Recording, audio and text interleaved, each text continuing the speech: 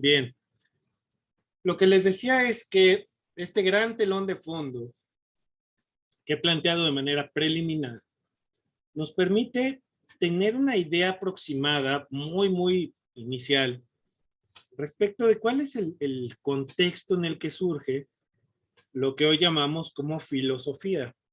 La filosofía es algo que inventan los griegos. Es cierto que hay quienes piensan que se puede hablar de pensamiento filosófico en China, más o menos en las mismas épocas, o que en Egipto incluso, ¿no? También se pudiera hablar de pensamiento filosófico, pero en realidad lo que ocurre en Grecia es algo inédito por todo esto que les he estado comentando. Pero ahí no paró la cosa, ¿no? En realidad los griegos van a generar o van a continuar generando inventos en estos términos que lo estoy planteando acá. Ya les decía yo, inventan la democracia, inventan el mito como forma de explicación racional del mundo, inventan, perdón, el alfabeto, retomando el ejemplo de los fenicios, inventan las matemáticas en el sentido contemporáneo de la axiomatización de los procesos de racionalización y cálculo, van a inventar como tal la estética, ¿no? En términos de construir productos que son bellos a partir de su correspondencia con el orden cósmico, en este sentido de la proporción y el orden que vimos, y además van a inventar, insisto, esto que se llama hoy filosofía. ¿Cómo es que ocurre esto de la invención de la filosofía en Grecia? Bueno, lo que va a pasar es que van a surgir en diferentes regiones, sobre todo en la región jónica. Los jonios son quienes comienzan a preguntarse estas cosas, y hay consenso de parte de la comunidad de filósofas, filósofos, respecto de que Tales de Mileto puede ser considerado el primer filósofo en la historia. ¿Por qué es que Tales de Mileto se considera el primer filósofo en la historia de Occidente? Bueno, Tales de Mileto es un gran personaje. Al igual que Sócrates no escribió nada, ¿no? No hay registro de que haya escrito algún texto, ¿no? O no tenemos nada que nos haya llegado de él.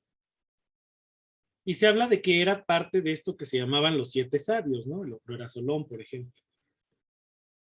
Tales de Mileto era de la ciudad de Mileto y plantea esto que algunos consideran es la pregunta primordial y el germen del cual brota todo el pensamiento filosófico posterior.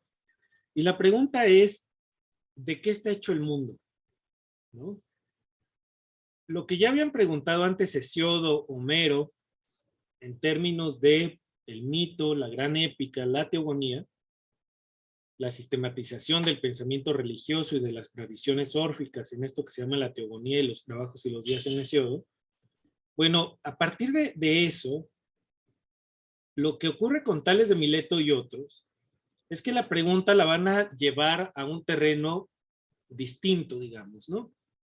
Ya no están preguntándose por el orden ultraterreno, en el sentido de aquello que le dio origen al mundo, sino que se están preguntando si en esos términos quizá originarios, pero sobre todo en términos de qué es lo que hace que las cosas funcionen como funcionan. Es decir, hay un materialismo muy profundo con los presocráticos. Voy a mover esto, que creo que se ve súper oscuro, ¿no? Creo que ahí mejoró un poco, sí. Bueno, la configuración del pensamiento de Tales de Mileto y de otros es de tal magnitud que la pregunta que se van a llevar a cabo, que se van a plantear es ¿cómo y de qué están hechas las cosas? Tales de Mileto da una respuesta que para muchas y muchos pudiera parecer de pronto ingenua. Tales de Mileto afirma que todas las cosas están hechas de agua, que el agua es el elemento primordial. Ahora bien, cuando Tales de Mileto dice esto, evidentemente no cree que las piedras estén hechas de agua, ¿no? O que las montañas en el fondo estén hechas de agua. Eso sería más bien ingenuo de nuestra parte pensarlo así. No habría ingenuidad en Tales, sino en quien lo interprete de esa manera, ¿no? En realidad, Tales de Mileto se pregunta por el elemento esencial de la naturaleza. ¿Cuál es el elemento que informa toda la materia primordial de la que están hechas todas las cosas? Esa es la pregunta de fondo. Y si esa es la pregunta, entonces lo que está detrás del pensamiento de Tales y todos los presocráticos que le van a seguir es el principio de la causalidad. Algo que está en el fondo y que constituye la esencia de todas las cosas es la causa de todo lo causado. Esa es una forma de racionalizar la realidad tremendamente innovadora, ¿no? Y al pensar de ese modo, lo que Tales hace, insisto, es inaugurar una forma, un nuevo estilo de preguntar. Lo que yo les decía al principio de la sesión. Cuando uno piensa, lo que básicamente intenta construir de manera originaria son buenas preguntas, preguntas pertinentes. Y esta es la primera ocasión en que a alguien se le ocurre preguntar de qué está hecho el mundo. Vaya, para la tradición judaica, todavía no judío-cristiana, en este momento judaica, la cosa está muy simple, están las tablas de Moisés y no hay más que discutir, ¿no? Está el Deuteronomio, están los libros que ya se consideraban sagrados en este momento, ¿no? Josías ya había descubierto el Deuteronomio en la reconstrucción que hace del templo en el siglo V, y vaya, pues ahí no hay dudas, es la verdad revelada. Dios bajó al monte Sinaí, le dio a Moisés las tablas y le dijo, aquí está la verdad revelada. Si se fijan, la verdad es una revelación. La verdad es algo que le otorga una divinidad a un sujeto humano para que la transmita sin moverle una coma. Son 10 mandamientos y no hay manera de que te salgas de ahí. El Deuteronomio lo mismo, es un conjunto de reglas que se supone que escribió el propio Espíritu Santo y que se las dejó en el templo para que las aplicaran en la sociedad. En otras culturas, en otras civilizaciones, no hay ni siquiera la posibilidad de preguntar nada, ¿no? Tú le preguntabas algo a Darío, el padre de Jerjes, pues te mochaban la cabeza, ¿no? Digo, no había mayor cosa. Y con los romanos, la cuestión también era distinta, aun cuando había ciertas discusiones. Recuerden que son contemporáneos los romanos, ya en el siglo V antes de Cristo, están construyendo la tabla de las 12 leyes, por ejemplo, en Roma. Y los romanos tienen una cultura que ya está fundada en un reino, ¿no? No hay libertad entendida como la entendían los griegos, y tampoco hay esta preocupación. Los romanos eran tremendamente prácticos, las cosas funcionan por la costumbre, y la costumbre es la fuente del derecho, y a partir del derecho nos organizamos, ¿no? Punto. No hay mayor discusión. Los griegos no, los griegos se preguntan cuál es la razón de ser de las cosas, tanto en el sentido esencial como material. Insisto, hay un materialismo muy potente en los griegos. De ahí que Nietzsche les considere sabios en la acepción más amplia del término, ¿no? Lo que vamos a ver entonces es que a partir de Tales de Mileto, Anaximandro, Anaxímenes, todos los presocráticos de los que tenemos conocimiento, Leucipo, Demócrito y otros, lo que nos van a decir es un conjunto de explicaciones respecto de qué es lo que creen que le da consistencia al mundo, tanto de forma material como de forma esencial. Es decir, cuál es la racionalidad que le da orden al sentido cósmico de las cosas y por lo tanto al sentido terrenal de las cosas. Esa pregunta, insisto, es inédita en la historia de la humanidad. Entonces los griegos inventan la filosofía, inventan la democracia, y luego el otro gran invento que van a generar y que nos dejan como gran herencia, según Nietzsche, es la tragedia, ¿no? Este gran género literario que constituye una de las grandes invenciones del pensamiento griego antiguo. No me voy a meter por ahora al tema de la tragedia, que es una forma distinta de narrar los mitos, a como lo hace Hesíodo y como lo hace Homero, porque aquí ya hay una racionalidad distinta, ¿no? Con la tragedia, pero eso lo vamos a ver una sesión más adelante. Por ahora lo que me interesa destacar es que esta forma de preguntarse por las cosas en los presocráticos va a llevar a que aparezcan dos personajes que están en la base de todo lo que hoy discutimos respecto de lo político, lo social, y me atrevo a decir hasta lo económico. Es decir, el pensamiento occidental está determinado por lo que estos dos señores se pusieron a discutir y a pensar. El primero de ellos se llamaba Heráclito. Le decían el oscuro, el compañero Heráclito. Heráclito se va a hacer la misma pregunta que Tales de Mileto. ¿De qué está hecho el mundo? ¿Cómo funciona? ¿Cuál es su orden interno? ¿No? ¿Y de qué materialmente están hechas las cosas? Ya Leucipo y Demócrito habían dicho que de átomos. No sé si sepan, Carlos Marx era filósofo, no era economista. Y de hecho su tesis doctoral de Carlos Marx es una disertación sobre la teoría de los átomos en Demócrito. De ahí viene el materialismo marxista, ¿no? O marxiano en el pensamiento original de Marx. Pero bueno, está esta discusión. Y el gran Heráclito, que insisto, le dicen el oscuro, la UNAM acaba de editar el libro perdido de Heráclito, ¿no? Está en una edición bilingüe, búsquenla ahí en Filológicas, es interesantísimo leerlo. Se conocían solamente fragmentos, este es el fragmento más extenso de que hoy disponemos. Y bueno, los fragmentos que han sido analizados por Kirk, Raven y otros más, finalmente ya nos decían mucho de lo que pensaba Heráclito. Heráclito va a decirnos una cosa interesantísima, insisto, y con enormes consecuencias para el pensamiento contemporáneo. Heráclito es aquel que va a decir que el origen, o mejor dicho, la materia primordial de todas las cosas es el fuego. Pero aquí hay un problema de traducción. Heráclito habla del logos, no habla necesariamente del fuego como tal, ¿no? El logos tiene diferentes acepciones. Carlos García Gual nos da una serie de interpretaciones sumamente interesantes de qué era el logos para los griegos. Y sí es cierto, metafóricamente, Heráclito lo piensa como el fuego, pero lo piensa sobre todo porque una llama siempre es ella misma y siempre es otra, ¿no? Es decir, la flama, por ejemplo, en una vela, quema igual todo el tiempo, pero nunca es la misma flama la que te va a quemar. ¿Sí me explico? Se va consumiendo la cera, el pabilo, siempre hay una flama, y esta es constante pero irregular. Constante en el sentido de que siempre está encendida, irregular en el sentido de que cambia de tamaño, forma y hasta coloraciones, ¿no?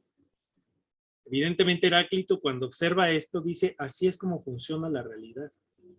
La realidad esencial y materialmente está hecha de logos, de esta lógica de cambio y de esta lógica de contradicciones que hacen que las cosas sean y no sean al mismo tiempo. Fíjense lo que estaba diciendo Heráclito. Por eso Heráclito empieza a pensar con figuras que van a ser el origen de ciertas metáforas contemporáneas. Heráclito crea aquellas metáforas, por ejemplo, la más conocida es la que dice, o por la que dice que aunque nos bañemos en el mismo río, nunca nos bañarán las mismas aguas, ¿no? Y que cuando estás a la mitad de la montaña, en realidad estás al mismo tiempo arriba y abajo, ¿no? Estas metáforas que utiliza Heráclito, a lo que le llevan es a decir que la realidad es contradictoria siempre, que todo tiene su opuesto y que las cosas son y no son simultáneamente. Eso tiene una consecuencia enorme, enorme para el pensamiento.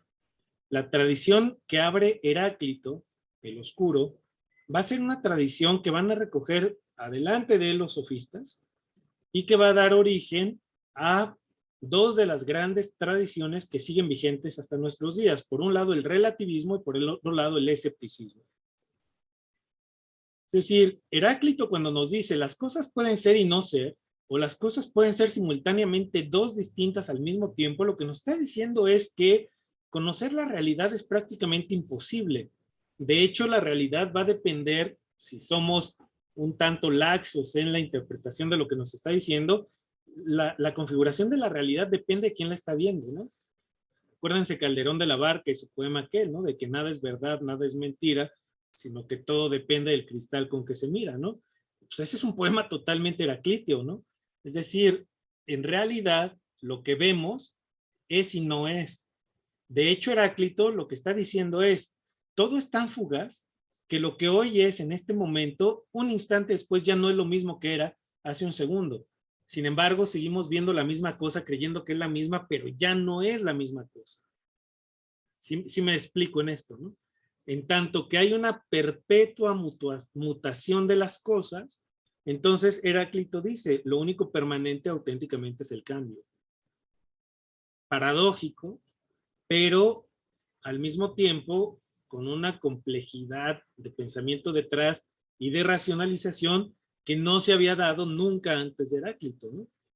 Lo que nos está diciendo entonces es que es muy difícil, si no es que imposible, conocer algo, porque en realidad nunca vas a conocer lo que es, en tanto que cuando ya estás diciendo lo que es, ya pasaron ciertos fragmentos de tiempo. Y eso que era, ya no es.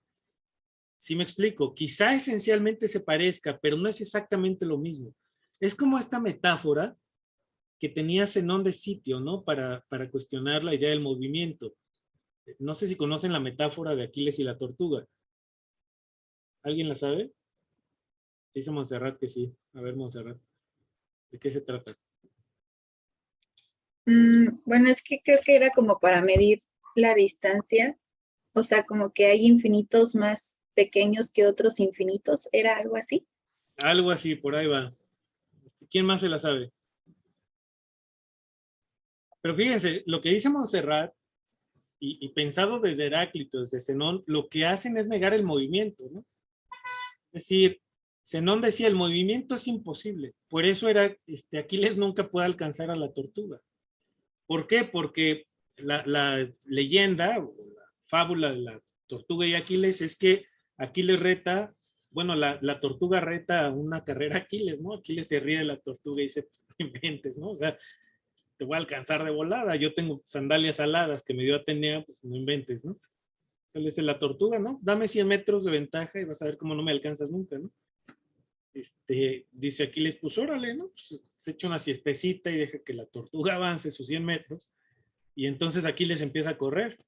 El argumento de Zenón es potentísimo, claro, es una falacia, ¿no? Ya visto desde la estructura lógica, pero lo que nos dice Zenón es, para que Aquiles alcance a la tortuga, si la tortuga ha recorrido un espacio entero, que puede ser de 100, 1000, 2000 metros, lo que quieran, pero la tortuga ya recorrió un espacio entero.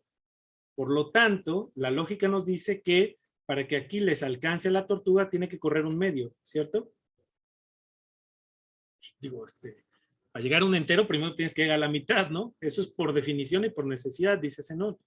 Bueno, cuando avance un metro más la tortuga, Aquiles siempre va a tener que recorrer la mitad de la distancia que ha recorrido la tortuga.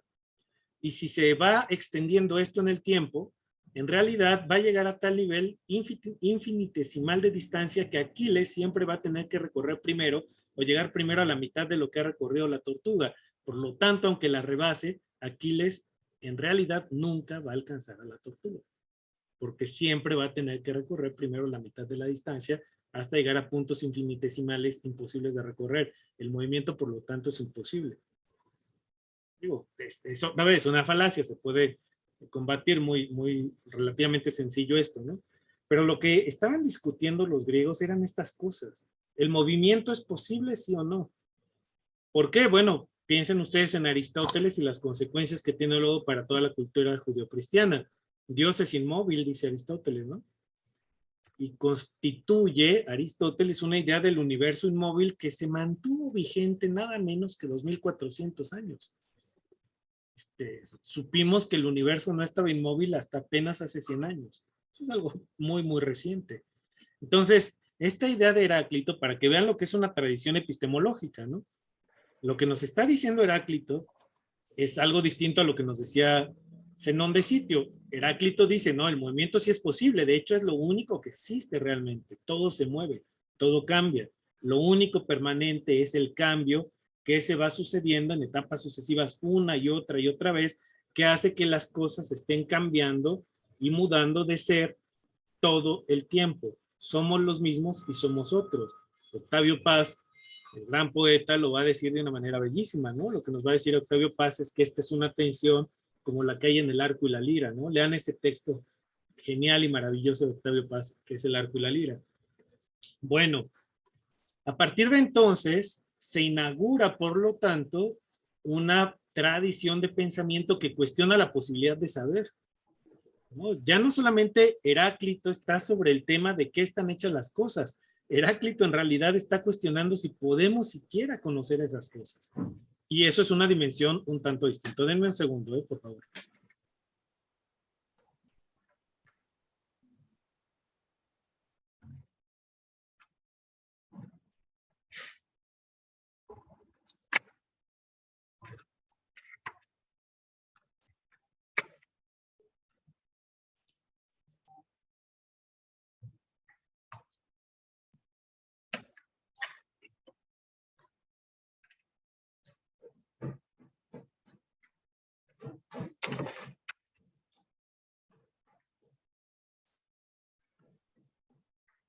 Discúlpenme, por favor, pero es que está cayendo un tormentón aquí por su casa y tenía las ventanas abiertas y me estaba metiendo el agua. Bueno, la idea entonces de Heráclito es ya no solamente preguntarse por aquello de lo que está constituido el mundo y la realidad, sino por las condiciones de posibilidad de conocerlo. Y eso es otra dimensión ya, ¿no? Estamos hablando ya de una cuestión beyond, ¿no? Es decir, estamos un paso adelante ya en la discusión de cómo se constituye el mundo, pero también de cómo conocemos el mundo. Porque si las cosas son una y otra al mismo tiempo, hay una dificultad epistemológica para conocerlas, ¿no? Si aceptamos la hipótesis de que todo cambia y que todo es y no es, pues estamos en una dificultad tremenda para poder conocer algo con certeza. Por eso aparece el otro gran personaje de las tradiciones epistemológicas contemporáneas. Y ese otro personaje es nada menos que Parménides. Parménides va a escribir, él sí, un texto que se titula justamente así, el poema ontológico, ¿no? Ese poema ontológico lo va a constituir y lo va a escribir porque le preocupa tremendamente lo que estaba diciendo el señor Heráclito. De hecho, hay enormes pasajes de este poema en los cuales se dedica a refutar explícitamente a lo que dice Heráclito, sin mencionarlo a veces sí, en dos ocasiones, de acuerdo con Diógenes Laercio, lo va a cuestionar de manera directa, ¿no? ¿Qué es lo que va a decirnos Parménides en términos muy, muy generales? Bueno, Parménides va a cuestionar la idea del movimiento tal y como la plantea Heráclito, y va a cuestionar no solamente la idea del movimiento, va a cuestionar la idea de la mutación. Es cierto que las cosas cambian, es cierto que las cosas se mueven, pero con ciertos límites. Y entonces Parménides lo que nos va a indicar a partir de su obra son tres cosas importantísimas para la fundamentación del pensamiento contemporáneo. En primer lugar, va a decir, a ver, Heráclito se equivoca y comete un grave error al decir que las cosas son y no son, ¿no? O sea, que las cosas pueden ser, digamos, simultáneamente dos cosas distintas a pesar de que tengan una apariencia similar. Heráclito dice, no, hay una unidad de ser. Por lo tanto, la primera afirmación que debemos aceptar, nos dice, no, una cosa muy fea, no sé si lo haré, pero bueno, lo primero que dice Heráclito, Parménides es, hay una unidad de la existencia y esa unidad de la existencia debemos entenderla y aceptarla como la primera premisa de todas las demás que nos permiten llegar a conocer cualquier cosa. Y es que las cosas son o no son. No es como dice Heráclito que las cosas son dos distintas al mismo tiempo. El ser es o no es, nos dice Heráclito. Y es que plantea de manera incipiente, todavía no en nuestros términos, la pregunta que luego, siglos después, se va a hacer Agustín de Hipona. Agustín de Hipona se pregunta por qué hay ser y no nada. Una pregunta potentísima, ¿no? Bueno, en el fondo, lo que Parménides está preguntando es de qué están hechas las cosas, pero sobre todo también, igual que Heráclito, se pregunta cuáles son las condiciones de posibilidad del conocer. Y conocer las cosas implican que sean algo, porque si no son nada, no podemos conocerlas. Y si las cosas son y no son, como pretende Heráclito, pues entonces en el momento en que no son, son incognoscibles. Por lo tanto, si no hay ser, pues no hay nada que conocer. De ahí que Heráclito exija que la primera premisa para conocer que podemos asumir es justamente la de que las cosas son o no son. Ese es el principio ontológico de fundamentación de todo lo que viene más adelante en las tradiciones epistémicas. El ser es o no es. Principio de identidad se llama en la tradición epistémica. Lo que es idéntico a sí mismo y no a otra cosa. Esto implica, de acuerdo con Parménides, un segundo principio que debemos asumir.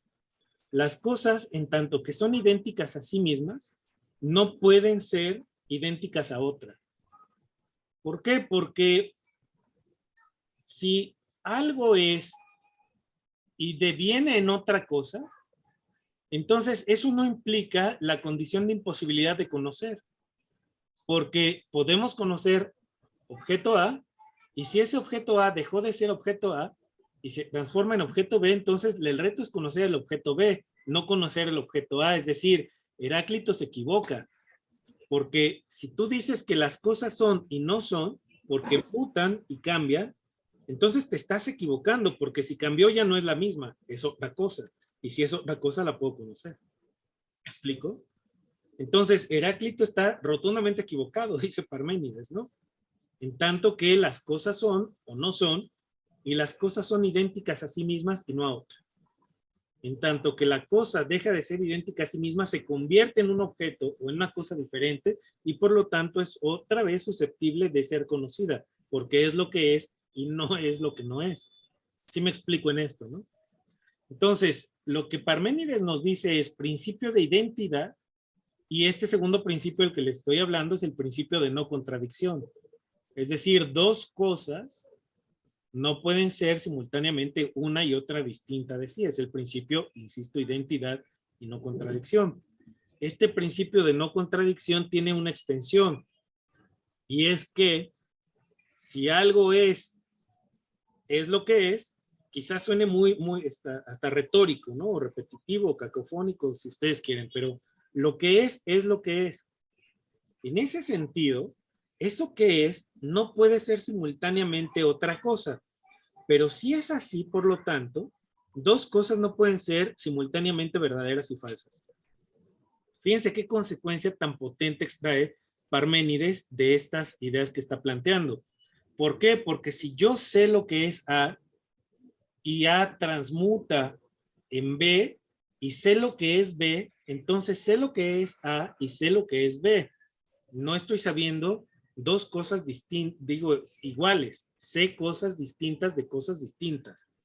Por lo tanto, no puede ser cierto que sea A y simultáneamente cierto que sea B. O es A o es B, por el principio de no contradicción y por el principio de identidad. Por lo tanto, nos dice Parménides, dos cosas no pueden ser simultáneamente verdaderas y falsas si entendemos lo verdadero como adecuación del nombre y la cosa. Es decir, lo que designo con el nombre de silla es silla en el momento en que lo designo. Ah, transmutó, diría Heráclito, y ahora la silla es sillón. Ah, bueno, entonces ya no es silla, diría Parménides. Y si es sillón, entonces yo puedo conocer el estado B de la silla, que ya no es silla, ahora es sillón. Por lo tanto, es verdadero cuando digo silla y es verdadero cuando digo sillón, porque estamos hablando de dos momentos diferentes, de dos realidades diferentes. Por lo tanto, insisto, una cosa, una proposición no puede ser simultáneamente verdadera y falsa. Fíjense cómo, a partir de estas dos grandes posiciones, van a surgir dos grandes de las tradiciones epistemológicas. Una que plantea que el nombre es arbitrario y que designa algo que no es ello mismo, y otra que va a implicar que aquello con lo que nombramos es idéntico a la cosa. El nombre le pertenece a la cosa. ¿Sí me explico, no? Es decir, si la cosa se llama silla y el concepto silla designa las características que hacen a la silla ser lo que es y lo que no es, no es, entonces cuando poseo el nombre de silla, poseo la caracterización de la silla como verdadera. No puede haber una silla falsa, ¿no? En tanto que la nombro, en tanto que la describo y caracterizo sus elementos constitutivos. Entonces, si la silla es lo que es y no es lo que no es, no puede haber algo que sea simultáneamente silla y sillón. ¿No? Heráclito diría, no, espérate, aquí estás equivocado, porque lo que era silla, aun cuando haya transmutado y sea algo diferente, y cuando tú le digas sillón, ese sillón ya no es el mismo que conociste cuando le dijiste sillón. Entonces, no es que haya un cambio de A a B, es que nunca hay algo que puedes llamar A. Esa es la defensa que hacen los heraclitos, ¿no? No se quedaron con los brazos cruzados. Es que en realidad no hay A, ni hay B. En realidad lo único que existe es una idea de A y una idea de B, pero A y B no existen como tales. Sí, Rugerio. ¿Cómo se pronuncia? ¿Rugeiro o Rugerio? Así como tal. Buenas tardes, doctor. Según yo, Rogelio, o sea, nunca he sabido. Pero igual, de esto que comenta, no sé si tenga un poco relación no recuerdo la verdad quién decía que pues lo que no tiene nombre realmente no existe, ¿no? Porque no tendríamos una concepción exacta de, de esa cosa o esa no cosa, ¿no? Entonces, en este sentido, incluso se hace referencia a la película del viaje de Chihiro, no sé si la ubica o la ha visto, en la que la bruja le roba el nombre a la niña, ¿no? Entonces, de cierta manera, ella no recuerda su nombre y va perdiendo como ciertos recuerdos y va perdiendo su esencia, ¿no? Porque al perder el nombre, pues poco a poco va dejando de existir. No sé si va un poco relacionado esto con lo que comentaba. Bueno, tiene todo que ver, sin duda alguna, ¿no? Porque acuérdense que estas tradiciones epistémicas que surgen hace 2500 años, en realidad nos alcanzan todavía hoy. Y desde luego que hay un debate contemporáneo respecto a qué es lo existente auténticamente, ¿no? Habrá quien diga, no, la materialidad es independiente de la conciencia, ¿no? Habrá quien diga, no, sin la conciencia, pues aunque haya materia, ¿de qué sirve que haya materia si no hay conciencia sobre la misma, ¿no?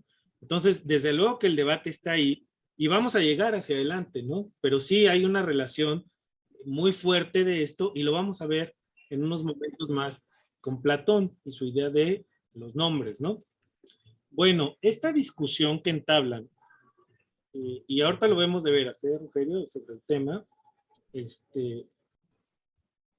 fíjense cómo abren dos vertientes tremendas con consecuencias gigantescas, en tanto que lo que está a debate es las condiciones de posibilidad de saber. Insisto, ese es lo que está en el fondo, ¿no? Pero también lo que ponen de manifiesto tanto Heráclito como Parménides son las bases para la determinación de lo que hoy diríamos son los criterios de verdad. Es decir, yo conozco todo aquello o busco conocer algo con criterios de certidumbre, ¿no? Es decir, no me sirve de nada conocer algo que no pueda hacer y mantener, que pueda fijar en la memoria y que eso que está fijo en la memoria realmente corresponda con lo existente. ¿Cómo le hago entonces para saber que sé algo? Esa es la pregunta fundamental, ¿no? ¿Y cómo conozco el cosmos? Si el cosmos tiene un orden, entonces puede ser conocido. Es decir, si tanto Heráclito como Parménides van a pensar que hay logos. Es decir, logos puede ser traducido como fuego, como cuenta y razón, como palabra, como estudio incluso, ¿no? Pero si hay un logos, es decir, si hay una lógica de organización de la realidad, entonces ese logos puede ser desentrañado. Eso es lo que está en el fondo de estas ideas. Hay una lógica, bueno, hay un logos, y ese logos lo podemos desentrañar, ¿no? Podemos desarmarlo y conocerlo. Bueno, eso es lo que está en el fondo, la disputa. ¿Cómo entonces, en qué consiste ese logos y por lo tanto, cómo le hacemos para desentrañarlo? ¿Cuáles son las rutas de acceso al logos? Eso es lo que están pensando estos hombres, ¿no? Bueno, van a cuestionarse cómo llegar a esto. La discusión se mantuvo ahí mucho tiempo y va a aparecer en escena un señor llamado Sócrates. Este señor llamado Sócrates, ¿no? Va a aparecer allí en Atenas y va a empezar a preguntar cosas a todo mundo, ¿no? Y le empieza a preguntar primero cosas que parecían inocentes y luego empieza a hacer preguntas tan peligrosas que terminan matándolo, ¿no? Ya ven que lo condenan a beber la cicuta, el pobre Sócrates, ¿no? ¿Por qué? ¿Por qué se volvió tan peligroso Sócrates? Es decir, no solamente es porque cuestionaba el poder y todas estas cosas que se dicen de manera muy simplona de pronto, ¿no? ¿Por qué es tan, digamos, por qué es tan sedicioso un pensamiento como el de Sócrates? Otra vez, plantear preguntas implica poner en cuestión los fundamentos de las cosas, ¿no? En eso radica el carácter subversivo de Sócrates, ¿no? Por más que Nietzsche no lo quería. En muchas cosas con mucha razón, ¿no? Pero en esta creo que es defendible Sócrates, ¿no? Entonces, Sócrates lo que va a plantearse es ya no solamente otra vez, podemos o no desentrañar el logos, sino cuál es la forma específica y correcta de preguntar para desentrañar ese logos. Sócrates da un paso más adelante, ¿no? Y entonces Sócrates va a asumir la postura de Parménides. Va a decir, sí, las cosas son o no son, las cosas no pueden ser dos diferentes simultáneamente, por lo tanto tampoco puede haber dos cosas que simultáneamente sean verdaderas y falsas. Pero si esto es así, si asumimos estas tesis como principios de conocimiento, entonces ¿cómo hay que preguntar por ellas? ¿No? Sí, está muy bien, ahí está la realidad, la vemos, la percibimos, pero ¿cómo preguntamos por esa realidad? Criterios de verdad, otra vez, ¿cómo constituyo la realidad? Parménides y Heráclito abren esta discusión, ¿qué es lo real? ¿Qué es lo auténticamente real? Lo auténticamente real, dice Parménides, es lo existente. Lo auténticamente real, nos diría Heráclito en sentido contrario, es lo no existente, en tanto que lo que existe es el cambio. Y si lo que existe es el cambio, existe una forma de moverse las cosas, una forma de transmutar y dejar de ser lo que son. Son, pero dejando de ser. Parménides diría, no, las cosas son en tanto que son y ahí se mantienen. Y son dos formas de entender otra vez la realidad. Piensen ustedes en Nietzsche. ¿Qué dice Nietzsche? No hay fenómenos, hay interpretación de fenómenos, ¿no? Por eso la potencia de este pensador en el siglo XIX. Va a reconstituir toda la tradición heraclítea. Volvamos a Sócrates. Sócrates va a decirnos entonces, las cosas están, las cosas son. Hay que preguntar por ellas. Y por eso empieza a preguntar por todos lados, ¿no? Pero François Châtelet, este gran filósofo francés, nos da una clave para entender lo que hizo Sócrates. Sócrates es el gran inventor del concepto, ¿no? Así tal cual. Antes de Sócrates, la idea del concepto no existía. La idea de la definición era inexistente, como tal, como la conoceríamos hoy. Sócrates, por lo tanto, le podemos atribuir que inventa al concepto, a la definición en cuanto tal. Fundamento y base de prácticamente todo lo que hacemos ahora, ¿no? ¿Con qué trabajamos en la academia? Pues con categorías y conceptos, ¿no? ¿Quién se las inventa? ¿O quién las inventa? Es Sócrates. ¿Cómo inventa esto Sócrates? Explica Châtelet. Bueno, lo inventa de una manera súper peculiar. Lo que va a hacer Sócrates es llegar a preguntas fundamentales y esenciales. ¿Cómo podríamos decir o cómo podríamos definir al concepto, ¿no? Bueno, un concepto nos da las características esenciales de lo que una cosa es. Definición de diccionario de mañana, ¿no? Si eso es el concepto, entonces, la pregunta que sigue es ¿cómo determino esas características esenciales que le hacen a la cosa ser lo que es? ¿No? Y Sócrates lo pone en operación, no lo va a decir nunca así en los diálogos socráticos, ¿no? Acuérdense que Platón escribe al personaje Sócrates, ¿no? Nunca sabemos realmente cuándo está hablando Platón y cuándo está hablando realmente Sócrates, pero hay algunos textos, le llaman de juventud, de los diálogos platónicos, donde hay más la teoría socrática y más los de vejez, donde está la propia teoría platónica, ¿no? Pero bien, Platón nos habla de Sócrates y nos cuenta que andaba ahí preguntando, ¿no? Pasajes de estos hay de todos, ¿no? Entonces, en uno de ellos, por ejemplo, va caminando Fidias, el gran escultor, ¿no?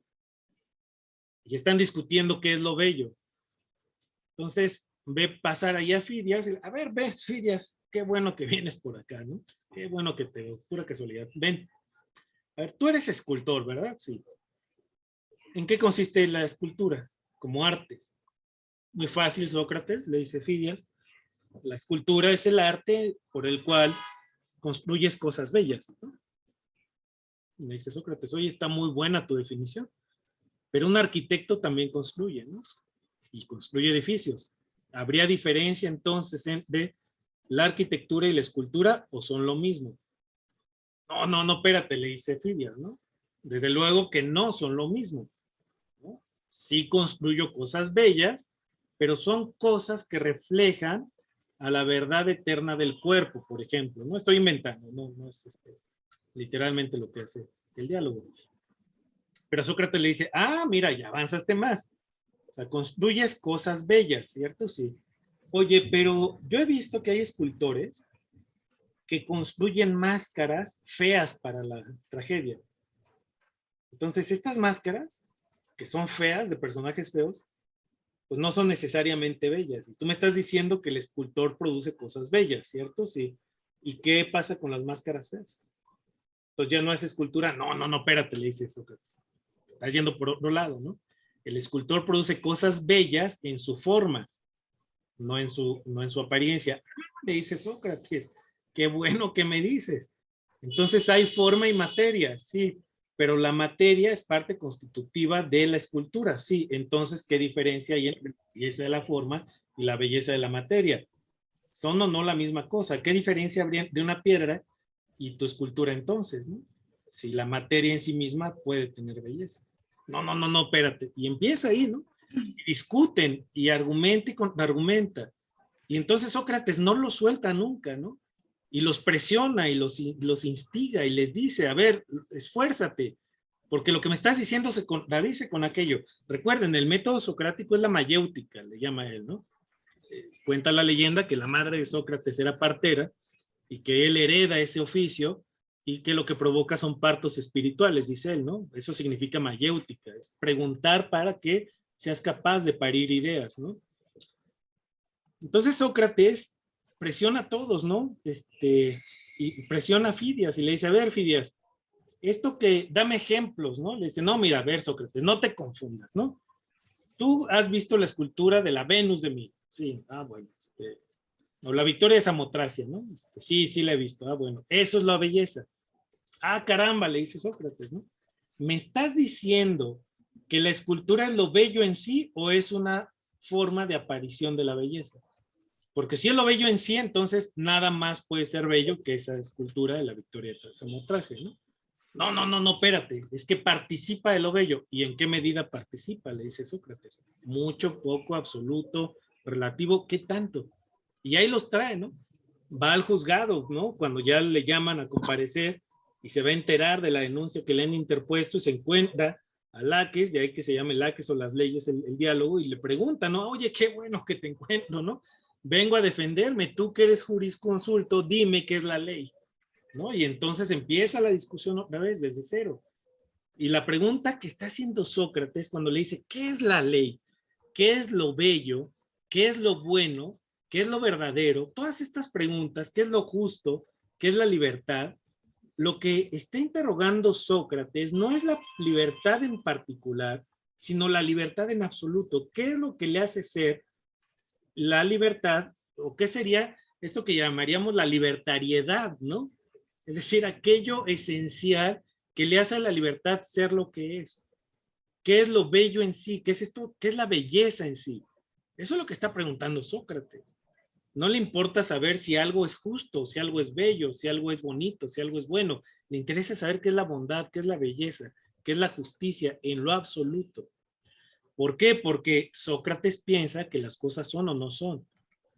Y que aquello que es participa de algo que es esencialmente común a todo aquello que podemos llamar de la misma manera. Porque de otro modo, ¿cómo le podemos llamar árbol a las diferentes especies de árboles que hay? Hay algo que podríamos decir de una manera muy laxa. Hay la arbolitud, llamémosle, ¿no? Que hace al árbol ser lo que es. Independientemente que sea pino, de que sea jacaranda o lo que sea, es árbol. Hay algo que le hace ser árbol. ¿Qué es eso que lo define? ¿No? Así como hay gente bien bondadosa, ¿no? Las abuelitas de muchas y muchos de nosotros son sumamente bondadosas, ¿no? Muchos dirían con alguien, ¿no? Sí, con alguien quizá no. Entonces, Sócrates se preguntaría, ¿no? No me interesa si tu abuelita o la de alguna o alguno de los compañeros es buena, me interesa saber qué es la bondad, qué hace que una persona pueda ser caracterizada como bondadosa. Y así con todo lo demás. Bueno, cuando Sócrates te exige que delimites, que pongas fronteras y que me des el marco de características que le hacen ser a una cosa lo que es y no ser lo que no es, Sócrates inventa la definición, porque lo que te exige es que le pongas límites a todo aquello que piensas de algo. ¿Qué es lo justo? Lo justo se puede definir como A, B, C, D. Es eso y no otra cosa. Porque si yo digo una definición distinta, entonces le doy la razón a Heráclito. Las cosas son y no son. Es decir, yo puedo definir algo de dos maneras diferentes, sí, pero entonces le doy la razón a Heráclito. Y la realidad es una construcción, no es algo que me encuentre ahí enfrente, no es algo a lo que le quito el velo de la ignorancia, si le quieren llamar así metafóricamente acá, y que descubro para apropiármelo. Eso entonces no es la verdad. La verdad sería una construcción consensada entre varias y varios que nos ponemos de acuerdo. Pero así como nos pusimos de acuerdo aquí, se pueden poner de acuerdo otros. Entonces Heráclito tiene razón. Por eso a Sócrates le importa tanto y nos dice, no, espérate, a mí me dices ahorita qué es lo justo o no te vas. Porque de otro modo le estamos dando la razón a los que andan allá enfrente, que se llaman Gorgias, Protágoras y toda la runfla, como dirían algunos que no los quieren, de sofistas que andan vendiendo saber, pero que trucan lo verdadero en falso y lo falso en verdadero. Fíjense la importancia de esto, ¿no? Ahora bien, ustedes dirán, bueno, pues esto es como la discusión de los angelitos, ¿no? Si tienen sexo o no, es bastante, suena bastante quizá ocioso estar discutiendo esto. Imagínense lo que tiene de implicaciones esto para la política, ¿no? Es decir, a ver, si lo justo es ABC, yo puedo tomar determinaciones desde el poder con base en eso que es ABC. Pero si lo justo es ABC y puede ser DEF, entonces pueden ser dos cosas diferentes. Imagínense lo que eso implica desde el poder. Sí me explico, ¿no? ¿Y por qué la preocupación de Sócrates y compañía? Ah, bueno, es que entonces yo puedo tomar decisiones como se me pegue la gana o con base en consensos. O bien tengo que apegarme a lo que dice la ley y por lo tanto seguir ciertos procedimientos y reglas inamovibles para la toma de decisiones. ¿Cuál es la visión que va a prevalecer? ¿Cuál es la visión que se impone y cuál es la visión que nos permite conocer de mejor manera aquello que si asumimos por un lado que es lo que es, o bien de manera heraclítea que no es lo que no es y por lo tanto asumimos que hay una enorme contradicción interna de las cosas que no nos permite nunca conocer con plena certeza. Voy a avanzar un poco más, todavía tenemos 15 minutos. Y voy a irme del lado de los sofistas porque para la siguiente sesión van a leer ustedes el diálogo de Platón que se llama Cratilo. Aquí en el chat. Si lo buscan así, en PDF en Google les va a salir. De hecho, si se meten a la página de la UNAM de esta colección de los clásicos, hay una edición autorizada por la UNAM para que no plagiemos, no usemos cosas sin derechos de autor. Hay una página de la UNAM que tiene a los clásicos. Denle así libros clásicos, filosofía UNAM, y les va a aparecer la página, y ahí están un montón de libros de Aristóteles, de Cicerón, de Platón, ¿no? Pueden bajar como unos 150 libros de ahí de la página esta, ¿no? Dejen ver si, ahorita mientras les estoy platicando la encuentro, ¿no?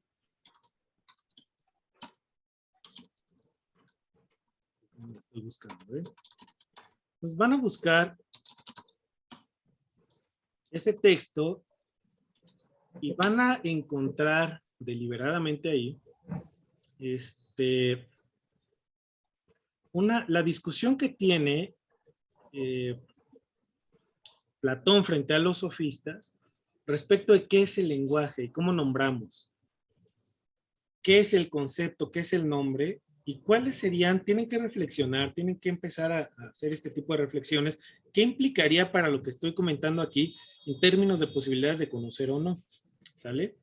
Eso es lo que van a buscar en el Cratilo, qué es el lenguaje y cómo a partir de la determinación de qué es el lenguaje, qué podemos decir de las cosas o qué no podemos decir de las cosas, qué es el concepto, qué es la definición, etcétera, ¿no? Bueno, voy a irme con los sofistas, que es la discusión que va a retomar Platón a partir de Sócrates y que con toda claridad la van a observar en el Cratilo. Hay dos sofistas particularmente, digo, hay muchos, ¿no? Pero hay dos que particularmente interesarían para esta sesión. Uno de ellos es Gorgias y el otro es Protágoras. Gorgias y Protágoras son considerados por Platón y Sócrates y otros más como sumamente peligrosos para la República. para la democracia. No solamente porque dicen que pueden trocar lo verdadero en falso, lo falso en verdadero, sino porque en el fondo están negando la posibilidad de conocer y por lo tanto el establecimiento de límites y por lo tanto reglas claras para conocer y por lo tanto determinar qué podemos hacer y no hacer en la realidad. Entonces, Gorgias de plano nos va a decir, nada podemos conocer. Lean el Gorgias si quieren, ¿no? Si tienen el ánimo y la disposición, lean el diálogo. Y si algo pudiéramos conocer, dice Gorgias, no lo podríamos nombrar. Y si algo podemos nombrar, no lo podemos comunicar. Digamos que es el silogismo que arma, ¿no? Bueno, es tremendo, ¿no? De plano nos está diciendo, no hay forma de conocer. Lo que andan haciendo Sócrates, Platón y compañía, nada que ver, ¿eh? O sea, no se puede conocer en absoluto nada.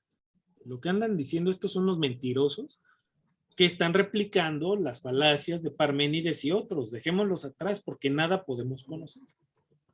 Ahora bien, esa fundamentación queda un tanto corta en Gorgias, ¿no? No la desarrolla. Pero se aparece en escena Protágoras, que es el otro gran sofista, ¿no? Hay que decir que Platón admiraba a los sofistas, ¿no? Ahora es un término peyorativo, ¿no? Alguien está hablando y te dicen, eres un sofista, ¿no? Así como muy despectivamente. No, los sofistas eran hombres muy sabios, muy, muy sabios. Platón los reconocía y por eso discute con ellos, ¿no? Si considerara que fueran unos burros, pues ni habla con ellos, ¿no? Pero no, Platón consideraba que eran hombres muy sabios y que había que tomárselos muy en serio. ¿Qué va a decir Protágoras? Protágoras va a establecer unos planteamientos que son de tremenda preocupación epistemológica y política para Platón. ¿Qué dice Protágoras? Lo va a resumir en una fórmula tremendamente y aparentemente súper sencilla, pero que es la fuente de la que abrevan todos los escépticos contemporáneos. Lo que nos dice Protágoras es una frase muy simple. El hombre es la medida de todas las cosas. Ah, bueno. Si el hombre es la medida de todas las cosas, entonces nada podemos conocer tampoco.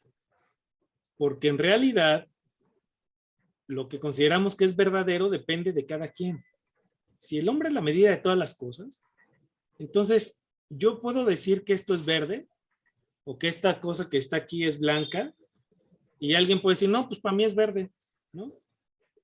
Y yo insistiré, no es blanca, no, pues para mí es verde, ¿no? Y así no la podemos seguir. Seguramente han ido a alguna fiesta donde hay alcohol y bebidas espirituosas y empiezan a discutir sobre cosas, ¿no? Y la discusión termina con aquella clásica de, pues tú tienes tu verdad y yo la mía, ¿no? Porque lo que puede ser para ti blanco, para mí es negro, ¿no? Y lo que para ti puede ser negro, para mí puede ser blanco. Ya bien sabiamente zanjamos la discusión y seguimos chupando tranquilos, dice la banda, ¿no? Bueno, quien piensa así es protagórico voluntaria o involuntariamente, ¿no? O sea, consciente o inconscientemente. Porque si tú dices, tú tienes tu verdad y yo la mía, están afirmando exactamente lo mismo que afirmaba Protágoras. El hombre es la medida de todas las cosas. Es decir, yo tengo mis razones, tú las tuyas y cada quien quédese con su golpe, ¿no? Y no podemos llegar a ningún acuerdo. Porque lo que para ti es bueno, para mí es malo, y lo que para mí es malo, para ti es bueno, ¿no? Y no llegamos nunca a una definición. Eso es pensar protagóricamente y es pensar heraclíticamente y es pensar que dos cosas pueden ser simultáneamente verdaderas y falsas. Porque si tú tienes tu verdad y yo la mía, entonces asumimos un estatuto epistemológico, claro, en la vida de lo cotidiano, pero yo en el plano epistémico serio, ¿no? Si tú tienes tu verdad y yo la mía, entonces hay dos verdades que conviven simultáneamente aun cuando sean contradictorias. Eso en Parménides es imposible. Y en Platón es imposible, y en cualquiera que siga las líneas de construcción de verdad de Platón, Parménides y toda esta tradición. No puede haber dos verdades. No puedes tú tener tu verdad y yo la mía. O los dos estamos equivocados, o uno de los dos tiene razón, pero no puede haber otra opción. No puede haber dos verdades distintas simultáneamente. Así de simple. Entonces, ¿qué hace Sócrates? Inventa el silogismo, ¿no? Y lo inventa como un procedimiento de reglas mínimas para establecerle límites a la definición. Y no nos salgamos de aquí. Claro, Aristóteles lo llevará a su expresión máxima con la lógica, ¿no? Y la construcción más hacia adelante de tablas de verdad. Alguien, bueno, en la prepa casi todos debieron haber llevado lógica y deberán recordar que hay tablas de verdad. Eso no se podría hacer si dos cosas pueden ser simultáneamente verdaderas y falsas. El supuesto fuerte detrás de la lógica simbólica y las tablas de verdad es que la verdad existe y que se asume los principios de realidad y criterio absoluto de la existencia, el criterio ontológico de Parménides y el principio de identidad y no contradicción. Por eso podemos decir que una conjunción es verdadera siempre y cuando el antecedente y el consecuente sean verdaderos. En todos los demás casos será falso por la construcción del silogismo, ¿cierto? Podremos decir, por lo tanto, que una disyunción será verdadera en todos los casos, excepto aquella donde el antecedente y el consecuente son falsos. En todos los demás casos es verdadera, ¿cierto? Entonces, podemos armar tablas de verdad porque asumimos que hay algo que se llama verdad. Si no, pues no podría haber tablas de nada, ¿no? Pero si asumimos que algo es verdadero, asumimos con Parménides que las cosas son o no son, que las cosas son idénticas a sí mismas y no a otras, y que no puede haber dos cosas verdaderas simultáneamente con lo falso. Así de simple y así de complejo. Porque para satisfacer estas condiciones hay que tener todo un entramado epistemológico y teórico que fundamente que estamos planteando las cosas tal y como son. Es que yo digo la verdad. Ah, sí, y a ver, demuéstramelo. Para empezar, lógicamente, ¿no? Claro, después vendrán las críticas de Kant a la lógica aristotélica, ¿no? Y nos dirá, espérate, Aristóteles se metió en un berenjenal porque no consideró los juicios sintéticos a priori, ¿no? Pero eso fue hasta Kant, 2000 años después, 2200 de hecho, años después. Entonces, lo que vemos aquí es la irrupción de las grandes tradiciones epistémicas que hoy tenemos. Tenemos, por un lado, quienes piensan que hay pura contradicción, puro movimiento y por lo tanto relatividad. Las cosas pueden ser y no ser. Del otro lado tenemos a quien piensa, no, hay algo que podemos denominar como la verdad, es cierto en un sentido absoluto y no se puede mover. Hay reglas de conocimiento y esas reglas nos permiten llegar apropiadamente a la verdad. Veremos que la solución que da Platón es una solución metafísica. Lo que va a hacer Platón para resolver el dilema socrático, para garantizar la verdad, es duplicar al mundo y decirnos, ¿qué creen? Mi maestro Pitágoras, diría Platón, me enseñó que el alma es inmortal. ¿Cómo conocemos? Pues porque nos acordamos. ¿Se acuerdan que hablábamos de la memoria?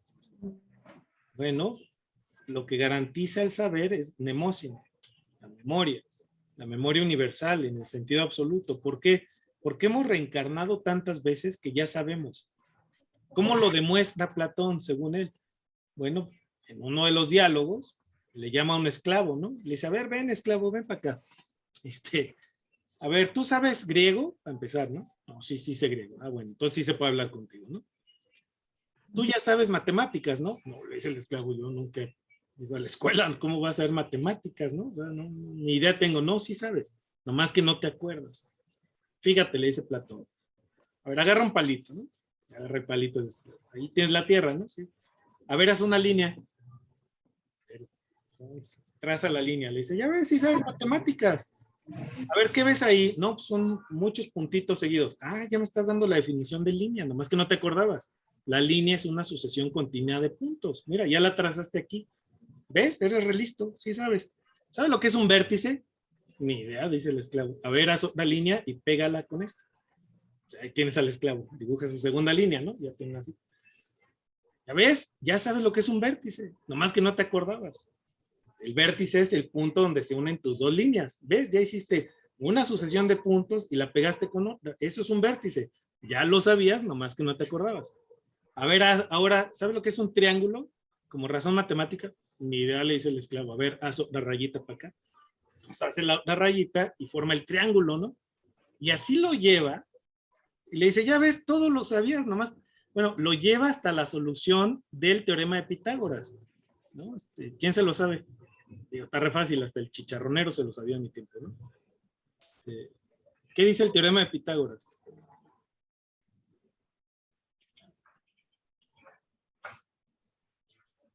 me digan que no se lo saben. Me van a decir, yo estudié humanidades para no meter las matemáticas, ¿no? Clásica, ¿no? No me van a decir eso. Lo que más hay gente aquí de economía, ¿no? Entonces sí deben saber.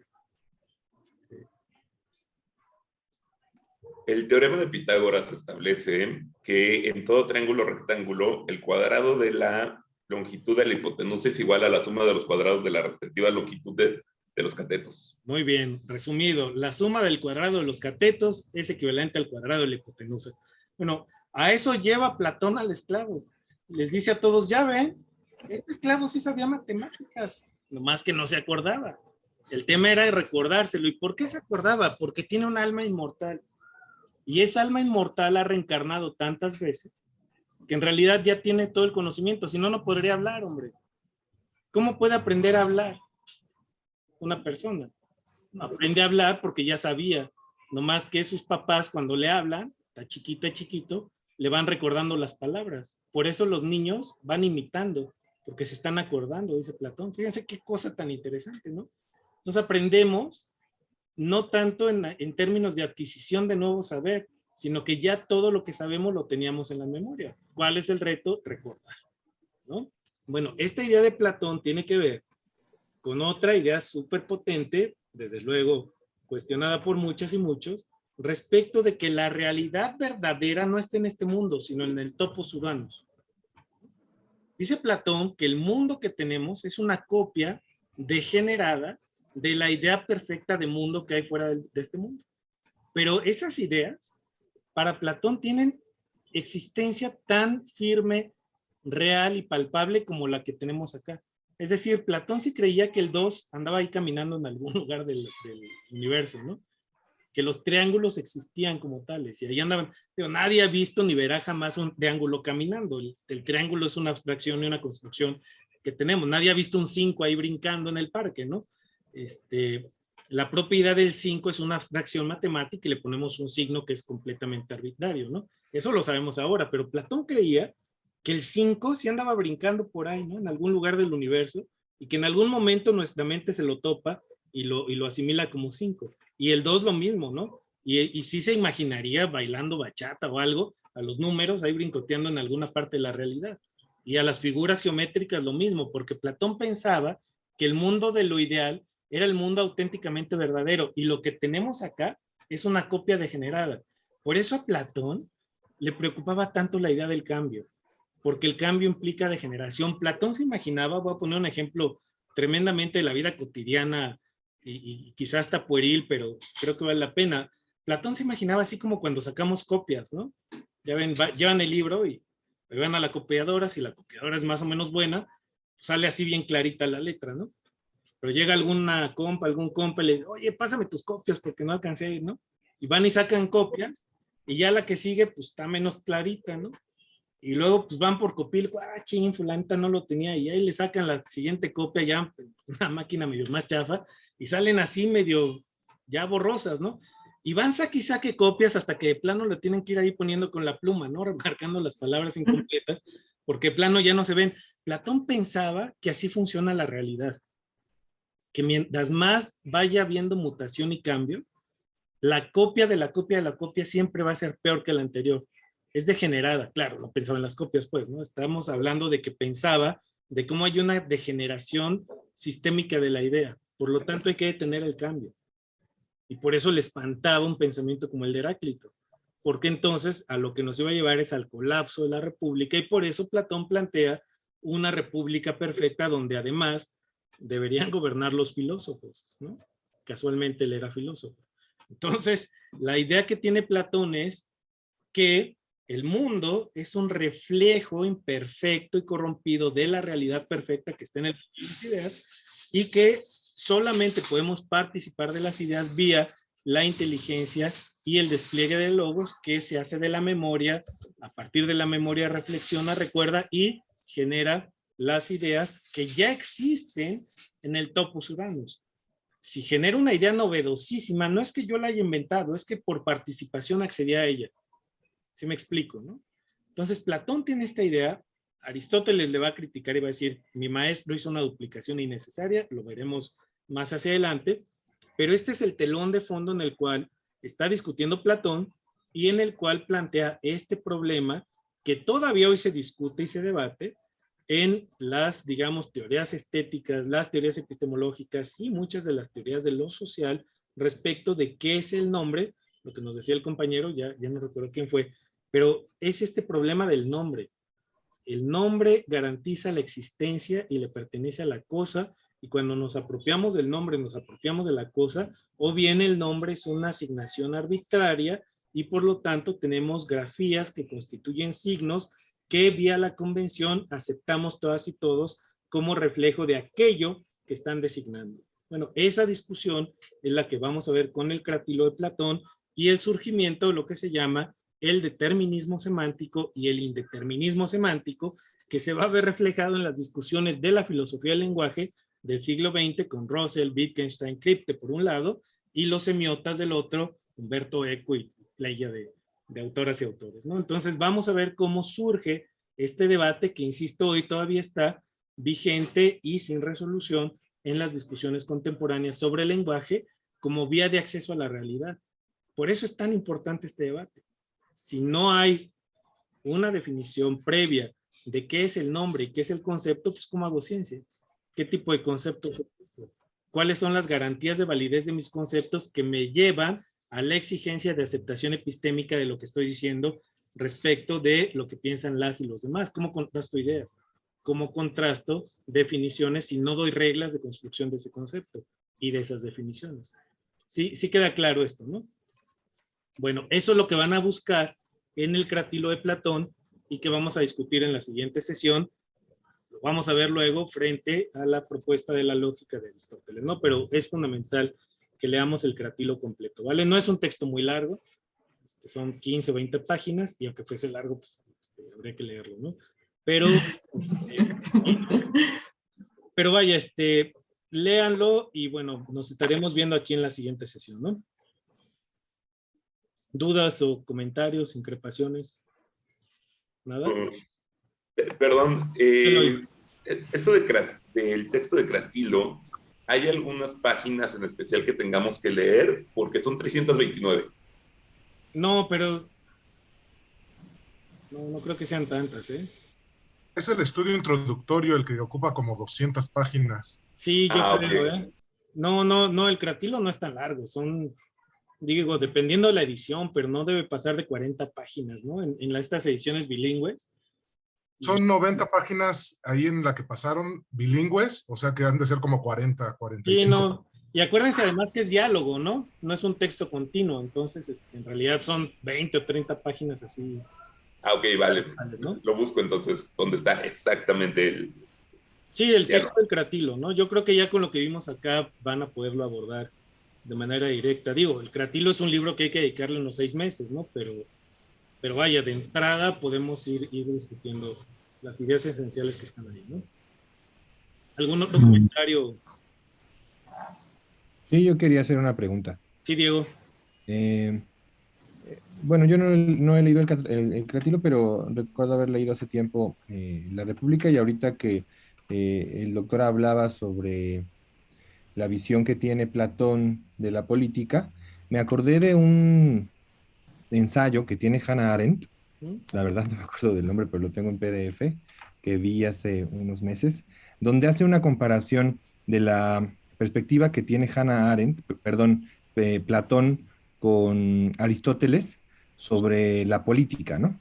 Ahorita lo que decía el doctor me parece interesante sobre que debían reinar los filósofos y la manera en que eso impacta en la historia de Occidente, ¿no? Incluso en la historia de América Latina y de otras coordenadas del mundo, y cómo Hanna lo compara con la doxa aristotélica. Me parece que es un texto muy interesante porque evidencia las diferencias que tiene, incluso en una parte del texto que es un poco largo y un poco complejo, pero vale la pena, pues, al menos traerlo aquí a la discusión. En una parte del texto, Hanna se pregunta un poco qué hubiera pasado si en lugar de adoptar el planteamiento de dominación que tiene Platón, se hubiera adoptado la doxa, que la doxa es algo así como el consenso que tenía Aristóteles, ¿no? Entonces, bueno, quería preguntar si vamos a leer Aristóteles o si vamos a hacer alguna comparación, porque me parece interesante, aunque claramente pues vivimos en un mundo platónico, ¿no? Bueno, no me atrevería a decir que vivimos en un mundo platónico, ¿no? Lo que sí puedo decir respecto de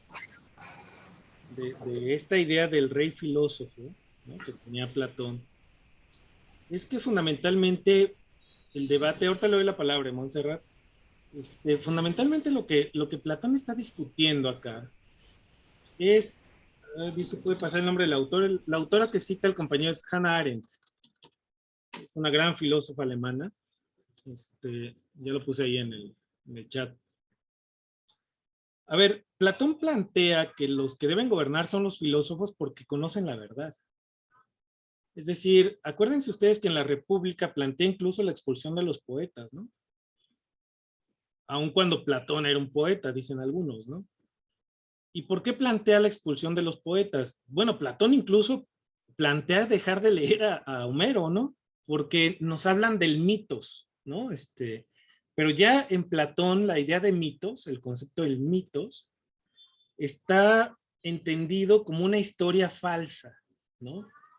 ¿Qué es lo que nos dice Platón? A ver, cuando yo hago una metáfora, no estoy hablando de lo verdadero, estoy hablando de un nombre que suplanta a una cosa que esencialmente existe. Por lo tanto, le doy pie a los que hablan con falsedad que gobiernen. Por eso no podemos dejar que los poetas y los demás vivan aquí en la República. La están contaminando porque no hablan con verdad.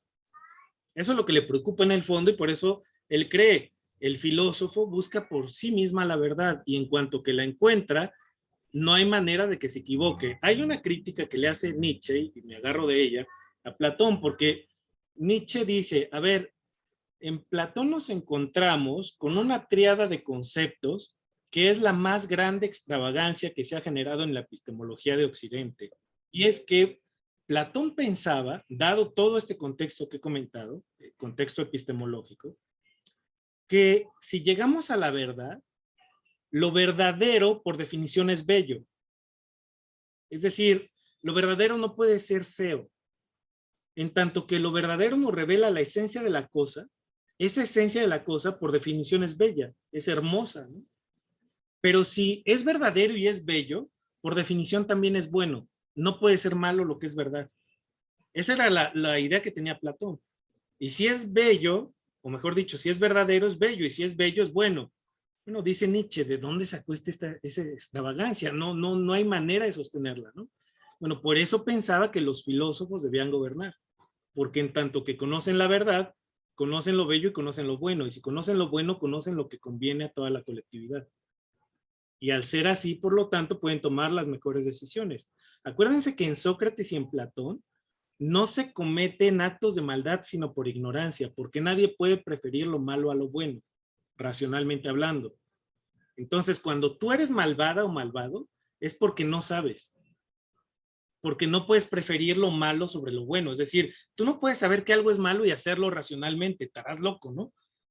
Entonces, no cabe en la idea de Platón que alguien que sabe de cierto aquello que es, lo que es, no puede pretender hacer el mal. Racionalmente hablando, no cabría en la idea de Platón. Por lo tanto, quien conoce al bien, hace el bien, porque racionalmente estaría imposibilitado o inhabilitado a hacer el mal. En tanto que sabe lo que es el mal, no lo puede elegir al bien, porque ni es verdadero, ni es bueno, ni es bello.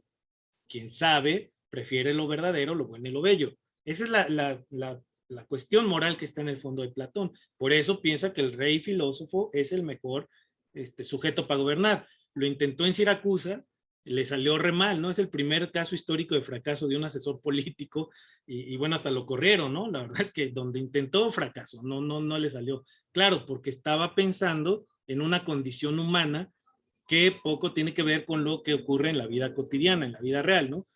Ahora bien, Aristóteles justamente lo que va a criticar es esta asociación de bueno, bello y verdadero, ¿no? Lo que dirá Platón, ¿no? De Aristóteles, no, espérame.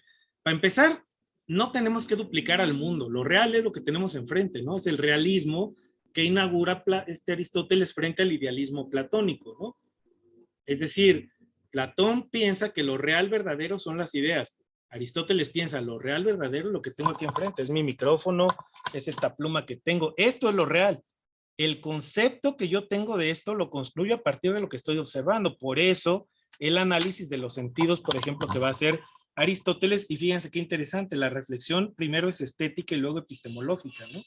Nos va a decir cuáles son los sentidos que captan mejor lo bello, para luego decirnos cuáles son los que captan mejor lo que es verdadero. Interesantísima esa ecuación. Entonces, claro, la diferencia radical entre Platón y Aristóteles es lo que consideran que es la realidad y por lo tanto los criterios de verdad que van a asumir. Platón piensa lo real verdadero son las ideas, Aristóteles piensa lo real verdadero son las cosas. ¿Vale? No sé si con esto contesto, digamos, a bote pronto, Diego, y iremos profundizando. Vamos a ver más adelante, Sí, lo Aristóteles, ¿no? sí, muchas gracias. Ya encontré el texto, si quieren se los puedo pasar. Y gracias, doctor. Yo creo que sí, amplía bastante la discusión y además la hace más interesante ver estas dos propuestas y además leer a Ahmed, ¿no? Bueno, si se puede en algún momento, claro, ¿no? Que tienen una perspectiva ya en el siglo XX. Gracias, doctor. No, ¿de qué? Montserrat, por favor. Sí, yo tengo una duda. Bueno, si partimos de que todos los filósofos, bueno, parten de la postura de Parménides, o sea, que no siguen lo que dice Heráclito, de que las cosas no son y son al mismo tiempo. Entonces, cuando creamos una definición y llegamos a ese consenso de lo que es una cosa o no es una cosa, ¿dónde podemos como, o sea, qué tan flexibles son esos límites? Entiendo. Esa. Sí, entiendo, Montserrat. Gracias. Es buena pregunta. A ver, no es que todos los filósofos sigan la tradición de Parménides. Hay una tradición que sigue esta forma de pensar. Hay otra que sigue más bien a Heráclito, ¿no? Piensen ustedes en Schopenhauer, en Nietzsche, incluso en Foucault, ¿no? Más contemporáneamente. Foucault, desde luego, sigue no solo a Nietzsche, va a seguir a varios autores, pero no es que se haya impuesto una sola visión, es que han convivido estas tradiciones a lo largo de siglos. Ahora bien, desde luego que la tradición de Parménides te dice, no, a ver, las cosas son o no son. Piensen ustedes en estas discusiones que se tienen ahora respecto del número, ¿no? A ver, yo te estoy presentando un sistema de ecuaciones estructurales mediante las cuales demuestro y acredito una relación de causalidad de estas dimensiones frente a estas dimensiones. Lo que te estoy dando es un conjunto de ecuaciones elaboradas. Aquí están mis archivos de sintaxis de mi programa, donde tú puedes verificar el procedimiento de cálculo y puedes verificar que la estimación de la invarianza entre las diferentes dimensiones te da el resultado de estos coeficientes y por lo tanto puedes afirmar tal cosa. Alégale al árbitro, ¿no? Ahí está la verdad. Están los números y las ecuaciones. Los hechos son los hechos y no me puedes decir que no funciona de esa manera porque yo te estoy dando aquí los elementos constitutivos de una definición y los parámetros matemáticos de determinación. Bueno, eso es Parmenidio, ¿no? Es decir, no estoy diciéndote algo que me inventé, estoy describiéndote lo que realmente existe a partir de un sistema de ecuaciones que explican cosas. Pero la verdad ahí está, lo que estoy haciendo es descubrirla y explicándotela. Pero la realidad existe independientemente de que tú la pienses así. Por eso se habla de datos duros, ¿no? Ahí está la evidencia empírica, garantía de realidad, ¿no? No hay manera de alegarle. Bueno, eso piensan ellos. Habrá quien te diga, no hay datos, hay interpretación de datos, porque la construcción misma del dato implica una ideología y una cultura y un sistema conceptual previo. Entonces el dato no surge de la nada, el dato surge a partir de una serie de construcciones conceptuales que están consensadas. Ni siquiera se pueden poner de acuerdo en cómo construir a veces un número índice, ¿no? Entonces no me vengas a decir que es la verdad en absoluto. Bueno, estas dos tradiciones están ahí, se va a complejizar más, ¿no? Con el pensamiento dialéctico. Te voy a decir, no, pero aquí las cosas son las contradicciones internas, ¿no? El movimiento de la historia, te diría Hegel, o el movimiento del materialismo dialéctico histórico que te lleva al conocimiento de las contradicciones, las leyes de la historia y las posibilidades de transformación de la misma, ¿me explico? Entonces, vamos a ver cómo las tradiciones epistemológicas conviven y van a irse complejizando con el paso de la historia porque van a ir incorporando ciertos elementos, van a solucionar algunos de los problemas, van a incorporar otros, pero siempre el debate está cómo construyes criterios de verdad. Ese es, digamos, el elemento de fondo. Lo que entiendas por verdad va a determinar todo lo demás que tú vas a construir en términos teóricos. No puede ser Heracliteo o Heraclitia y andar diciendo que las cosas son o no son. ¿Sí me explico, no? No puede ser protagórica y ser platónica al mismo tiempo. O sea, estarías fuera de cualquier posibilidad de parecer seria en un debate, ¿no? Veremos cómo, por ejemplo, cuando discuten Chomsky, Foucault y Habermas, vamos a poner un ejemplo ahí contemporáneo, pues lo que está enfrente no solamente son las ideas específicas que explican o intentan explicar una realidad, lo que está en el fondo es el método, es la discusión de Heidegger respecto a los materialistas históricos, es la discusión que tienen los postestructuralistas frente a todos los demás. En el mundo de las teorías estéticas es la misma discusión que van a tener el pop art, por ejemplo, o el action painting frente a el barroco, vamos a ponerle, ¿no? Entonces, siempre lo que está enfrente es la discusión, ¿qué es la realidad? ¿Qué es la verdad? Y cómo construyo parámetros y elementos para establecer los criterios de verdad, de tal forma que pueda presentar algo como verdadero, porque acuérdense, hay un elemento con el que cierro esta respuesta a Montserrat. Cuando yo hablo en estos términos epistemológicos, hablo en general, cuando una persona se planta enfrente de otra u otras y pretende hablar con solidez epistemológica, la exigencia entonces es la aceptación de mi argumento. Es decir, no es inocente esto, ¿eh? A ver, si yo te estoy diciendo la verdad, pues serás necia o loco o loca si estás negando lo que ya te estoy demostrando que es verdadero. O sea, hay una pretensión normativa en el planteamiento de la verdad, porque te exijo entonces que asumas. Hay una idea muy fuerte en epistemología desde esta perspectiva. Tú no puedes no creer en lo que sabes. Por ejemplo, tú no puedes saber la ley de la gravedad universal y no puedes creer que puedes caminar por las paredes de manera horizontal. ¿Sí me explico, no? Es decir, ya que sabes en qué consiste la ley de la gravitación universal, no puedes pretender caminar por las paredes, a menos que seas Spider-Woman o algo así, ¿no? Pero sería la excepción de las excepciones, ¿no? No puedes saber la ley de la gravitación universal y creer que si te aventas del séptimo piso vas a volar. O sea, bueno, sí vas a volar, pero te vas a ver el azotón de la vida, ¿no? Entonces, no puedes pretender romper con las reglas de la naturaleza en el sentido de que no puedes no creer lo que sabes.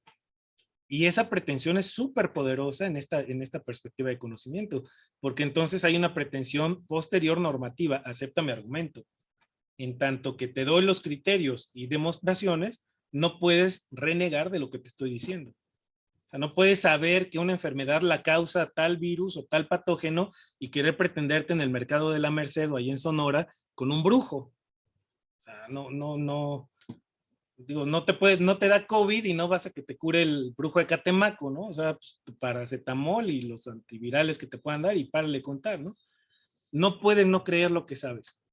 Y esa es una afirmación súper fuerte de esta perspectiva de conocimiento. No sé si respondo, Montserrat. ¿Sí?